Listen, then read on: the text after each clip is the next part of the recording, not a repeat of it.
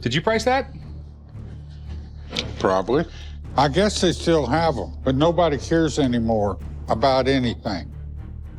Checking out this bike. I mean, it looks like the seat's really uncomfortable, but it looks fast. It's obvious I'm Justin Bieber, America's heartthrob. Pawn Stars isn't just about old stuff and fun deals. It's a story of fights, greed, and trouble behind a small Las Vegas pawn shop that became world famous. Fans loved seeing cool relics and exciting deals, but behind the scenes there were big problems like lawsuits and family fights. Joanne Harrison said her son Rick tricked her into giving up her part of the shop while she was sick, breaking the family apart. Tune in to see the big fights, surprising scandals, and family secrets hidden behind the shiny shop. The trouble behind the fame. Richard the Old Man Harrison was the no-nonsense co-founder of the Gold and Silver Pawn Shop. Back in the day, he called the shots, running the business with grit that endeared him to fans. His death in 2018 marked a significant shift for the family, both emotionally and professionally. After his passing, Rick Harrison, his savvy and ambitious son, took the reins and became the face of the operation. But behind the shop's success hides a secret that could redefine their entire legacy. But fame has a way of bringing out the skeletons in the closet, and the Harrisons had plenty. Take Rick's legal battle with his own mother, Joanne Harrison. After the death of Richard Harrison, family dynamics took a nosedive. Joanne accused Rick of shady dealings, claiming he tricked her into signing over her 51% stake in the shop while she was recovering from a coma. On top of that, she said Rick failed to give her proper accounting for hundreds of thousands of dollars in cash and silver. Rick called the claims bogus, but the lawsuits piled up, and the family's dirty laundry was aired for all to see. Meanwhile, the pandemic didn't do the business any favors. In 2020, the Gold and Silver Pawn Shop's annual revenue dropped from over $1 million to a fraction of that. The legal drama and financial struggles painted a grim picture for Rick's empire. But Rick wasn't the only one with problems. Chumlee, the show's comic relief, brought his share of scandals. In 2016, he was arrested after a police raid turned up substance and unregistered firearms at his house. The raid stemmed from an intimate assault investigation.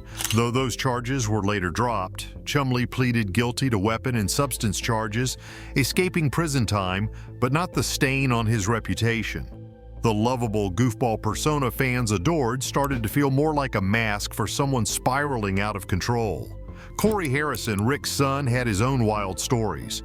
From public drunkenness and bar fights to wrecking a rented RV, Corey's antics kept him in the tabloids. His weight struggles also became a talking point as he underwent gastric bypass surgery to shed over 100 pounds. While he tried to turn his life around, the constant spotlight made it hard for him to escape the chaos that came with being a reality TV star. Even the experts on the show couldn't escape controversy. Fans trusted these specialists to authenticate rare items, but mistakes and scandals chipped away at their credibility. Autograph expert John Resnikoff misidentified a signature on a Godfather script, leading to questions about his expertise. Worse yet, Drew Max, a sports memorabilia expert, was accused of authenticating fake items. These incidents left fans wondering how much of what they saw on Pawn Stars was real and how much was just for show. Then there was Olivia Black, a fan-favorite employee who was abruptly fired after her past work as a nude model came to light. Fans rallied behind her, accusing the show's producers of gender bias and unfair treatment. Olivia tried to fight back with legal action, but the case was eventually dropped. She moved on to a modeling career, but her departure left a bitter taste for many viewers. As the scandals piled up, the show's credibility took a hit. Reports surfaced that much of what fans saw was staged. Sellers were pre-selected, items were appraised in advance, and the once genuine interactions felt scripted. What started as a fresh and exciting reality show turned into something that felt more like a soap opera. Viewers tuned in to learn about history and see unique items, but they ended up watching a circus of family drama and manufactured storylines. Rick tried to expand the brand with ventures like Pawn Plaza, a retail center near the shop. But the project flopped, with many businesses closing due to lack of traffic. Lawsuits from frustrated tenants added to Rick's list of headaches. The dream of turning Pawn Stars into a broader empire seemed to crumble under the weight of mismanagement and bad luck. Despite all the drama, the show soldiered on for over 20 seasons, but by the end it was a shadow of its former self. The magic that made Pawn Stars a hit had faded, replaced by a focus on scripted content and personal scandals. Viewership declined, and the once iconic series began to lose its place in pop culture. The collapse of the show's authenticity also affected its core audience. Many viewers who had once tuned in to see incredible historical finds and intriguing negotiations now felt alienated. The charm of discovering a rare Revolutionary War musket or an ancient coin was replaced by predictable arguments and overly dramatic family disputes. The shift in focus was glaring, and fans were not afraid to voice their dissatisfaction. Another blow to the show's reputation came from its handling of employee relations. Beyond Olivia Black's firing, there were murmurs of dissatisfaction among other staff members. The tension between maintaining a professional pawn shop and catering to the demands of a reality TV show created friction that affected employees behind the scenes. These unresolved tensions occasionally spilled into public view, adding more fuel to the controversy.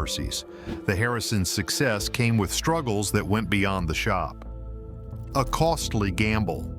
Beyond the shop, Corey. Harrison's attempts to reinvent himself added another layer of complexity to the show's narrative. His efforts to lose weight and shed his party boy image were commendable, but often overshadowed by his recurring scandals. From bar fights to allegations of negligence with rented property, Corey's actions repeatedly undermined his attempts to establish himself as a reliable figure in the business. The tension between his personal growth and his public missteps created a storyline that was as frustrating as it was compelling. Rick Harrison's venture into Pawn Plaza was a prime example of the difficulties of capitalizing on reality TV fame. The project, which aimed to create a tourist-friendly retail space, suffered from poor planning and a lack of sustainable interest. While the idea had potential, its execution fell short, leading to significant financial losses and more legal disputes. The failure of Pawn Plaza served as a cautionary tale about the challenges of expanding beyond a core business. Whether Pawn Stars ultimately returns or fades into television history, its legacy will be one of both innovation and caution. It demonstrated the potential of reality TV to entertain and educate, while also highlighting the pitfalls of fame, family conflict, and overexposure. For better or worse, the gold and silver pawn shop has secured its place in pop culture, leaving behind a story as complex and multifaceted as the items that pass through its doors. Picture this. Someone strolls into the gold and silver pawn shop holding on to something they're convinced is their golden ticket. But not everything makes the cut. Sometimes it's because of a sketchy backstory. Like, imagine someone trying to sell a gorgeous Greco-Roman vase. Sounds cool, right? Until they can't prove it's not stolen. No papers, no deal. That vase? It's history. But not the kind they want to be part of. And then there are the guns. Oh, the guns.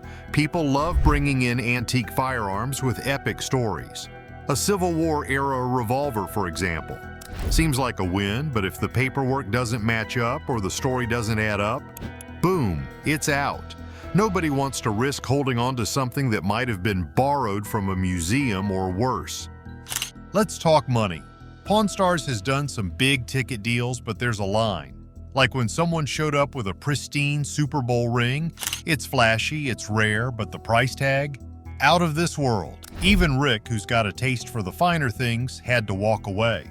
No amount of sparkle is worth tanking the business over. Now here's where it gets a little touchy. Controversial stuff. The producers know what sells and what'll get people angry. Take a set of Saddam Hussein's fingerprints, for instance. It's rare. It's historic. It's also super problematic.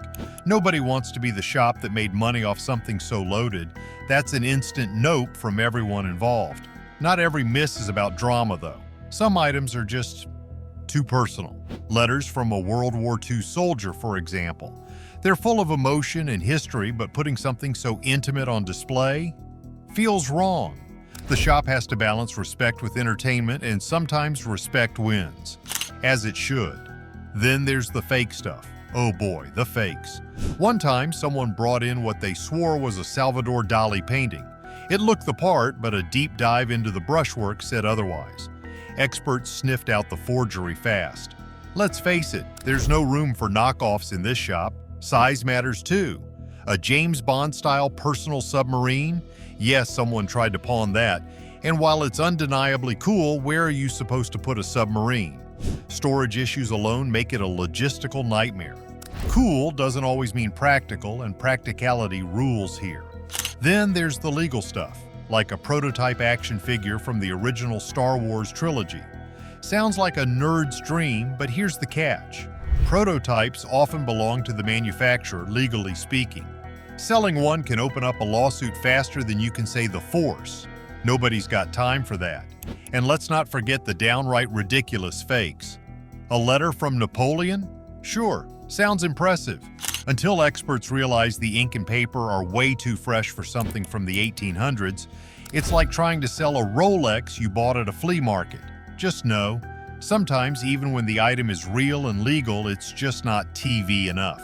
Like a centuries-old map of the Americas. Super cool for history buffs, but not exactly edge-of-your-seat entertainment for most viewers. The producers are picky and they've got a show to sell. Now consider the stakes. The shop isn't just a store, it's a business that thrives on reputation.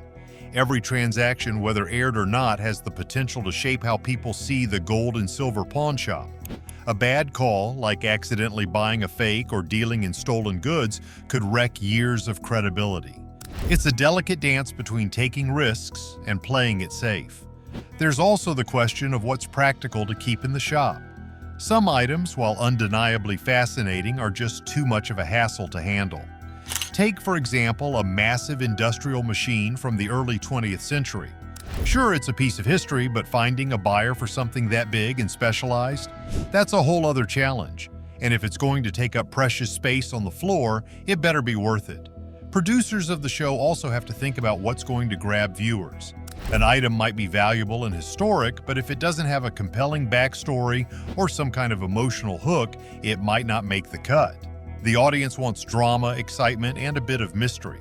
A rare coin, no matter how old, isn't going to cut it unless there's an intriguing twist. This brings up another layer of complexity, the stories behind the items. For every object that passes through the shop, there's a person with a reason for selling it. Sometimes these stories are heartwarming, other times they're downright bizarre. But not every story is made for TV. Producers have to carefully balance the human element with the historical and financial aspects of the show. The shop's stories go deeper, from the items to the people involved. Pawn Stars' hidden drama. And let's not forget about the items that are outright strange. Over the years, the shop has seen everything from shrunken heads to a supposed alien artifact. While these kinds of pieces make for great TV moments, they also come with a hefty dose of skepticism. Experts have to work overtime to determine if these oddities are the real deal or just elaborate hoaxes. Another thing to consider is the emotional weight of certain items. Personal belongings like family heirlooms or sentimental keepsakes carry a kind of gravitas that's hard to put into words. Selling these items is often a last resort for people, and the decision to part with them can be heartbreaking. The shop has to navigate these situations with care, balancing respect for the seller's feelings with the realities of running a business. And then there are the logistics of running a pawn shop in general. The gold and silver pawn shop isn't just a backdrop for a TV show, it's a real, functioning business with all the headaches that come with it. From dealing with local regulations to managing inventory, there's a lot that goes on behind the scenes. These challenges add another layer of complexity to the decision-making process. At its core, Pawn Stars is about more than just buying and selling. It's about the thrill of discovery, the drama of negotiation, and the stories that objects carry with them. But it's also a reminder that not everything is as it seems. For every item that makes it to the screen, there are countless others that don't. And those unseen treasures? They're just as much a part of the story as the ones that do.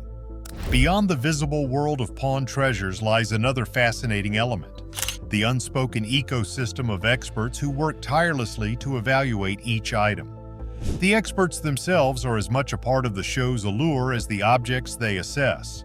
Whether it's a weapon specialist, a historian, or a gemologist, these figures provide the backbone of credibility for the shop. Without them, the intrigue and drama surrounding authenticity would fall flat. But the process isn't always as glamorous as it seems on TV. These experts often spend hours, sometimes days, meticulously studying an item's details, cross-referencing it with historical records, and debating its true value. The depth of their work speaks to the lengths the shop goes to maintain its integrity. For viewers, one of the biggest draws of Pawn Stars is the thrill of negotiation. Watching Rick or Corey haggle with a seller is like witnessing a high-stakes chess match. The numbers tossed around may seem arbitrary, but every counteroffer is backed by years of experience and an intimate understanding of market dynamics. The art of negotiation isn't just about numbers, it's also about psychology. A seller might come in convinced they're holding on to $1 million item only to walk away with a fraction of their asking price. The tension of these exchanges adds an electrifying layer to the show, but behind the scenes, these negotiations are often far more intricate and nuanced than what viewers see. While the show captures the excitement of the hunt, it's also a business built on unpredictability. No 2 days are the same in the world of pawn. One day it's a Revolutionary War musket. The next, it's a first edition comic book. The diversity of items keeps the shop's inventory eclectic and engaging, but it also means the team has to be prepared for anything. They need a sharp eye for hidden gems and an even sharper instinct to weed out the fakes. Yet amidst the spectacle and the thrill, there's an undercurrent of humanity. The shop isn't just a place for transactions, it's a hub where stories collide. Sellers often arrive with items that represent pivotal moments in their lives, inheritances, prized possessions, or remnants of a career long past. For some, parting with these items is a necessity, a way to pay bills or get through tough times. The emotional weight of these transactions adds depth to the show, reminding viewers that behind every object is a person with their own story. And then there are the moments of sheer absurdity that only a show like Pawn Stars can deliver. From someone attempting to sell a treasure map to another claiming they've unearthed a piece of the Titanic, the shop has seen it all. These quirky episodes provide comic relief and highlight the unpredictability of running a pawn shop in a city as wild as Las Vegas. They're a testament to the idea that truth is often stranger than fiction. The diversity of items doesn't just add intrigue, it challenges the staff to keep expanding their knowledge.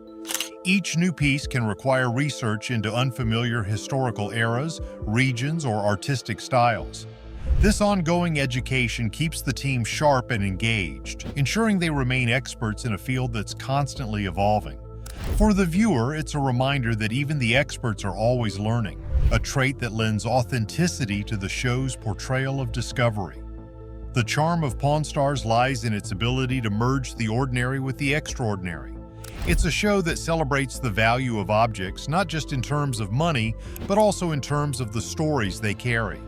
Every negotiation, every evaluation, and every rejection contributes to the rich tapestry of the shop's legacy. And while the cameras may only capture a fraction of what goes on, the unseen moments, the ones that never make it to air, are just as compelling as the ones that do. Was Pawn Stars a groundbreaking dive into history and human emotion, or just a cleverly staged illusion feeding off fame? Share your thoughts below and don't forget to like and subscribe.